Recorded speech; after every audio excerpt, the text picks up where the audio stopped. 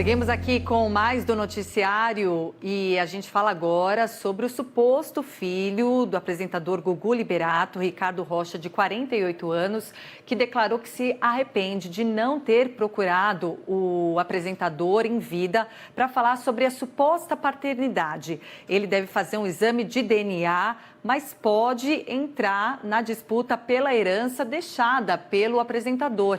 Lembrando que na semana passada, o Superior Tribunal de Justiça confirmou a validade do testamento deixado por Gugu. O documento não inclui entre os herdeiros a médica Rose Miriam, que é a mãe dos 3 filhos do apresentador.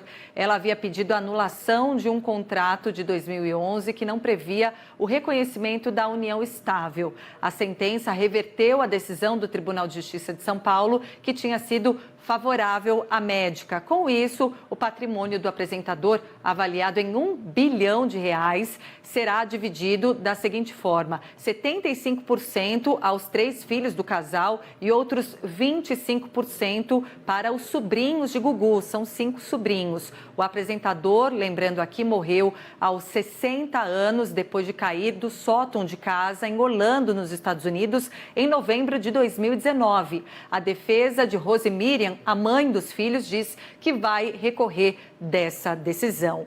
Por causa da repercussão do caso do apresentador Gugu, muitas dúvidas estão surgindo relativas, a esse processo de partilha de bens. Então, sobre isso a gente conversa agora com a advogada Ana Amélia Brocanello, que é membro da Comissão de Direito da Família e Sucessões da OAB São Paulo. Doutora, bom dia. Muito obrigada por nos atender aqui no nosso Manhã Band News. Vamos lá, quais são as dúvidas mais frequentes das famílias que querem deixar talvez esse processo mais fácil em caso de morte, talvez, da pessoa que que acaba arcando aí com a vida da família? Bom dia, agradeço o convite. O que nós temos que entender é que quando a gente não quer que a sucessão nossa seja feita da maneira clássica, ou seja, que ela vá seguir o artigo 1829, nós temos que fazer um testamento, que é um planejamento, ele não trata-se apenas de um planejamento sucessório. Neste caso, foi o que o Gugu fez, deixando um testamento dizendo quem ele gostaria que fossem os herdeiros dele, testamentários. A questão aqui, que há uma série de dúvidas, é que a gente, quando tem herdeiros legítimos, filhos, netos ou até mesmo cônjuges, nós não podemos dispor de 100% do nosso patrimônio, apenas 50%.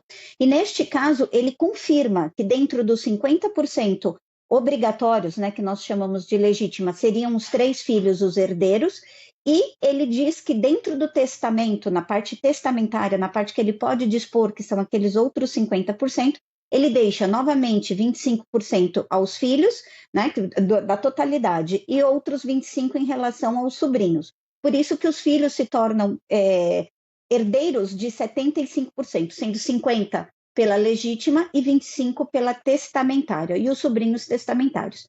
Isto não põe fim à questão da união estável com a Rose.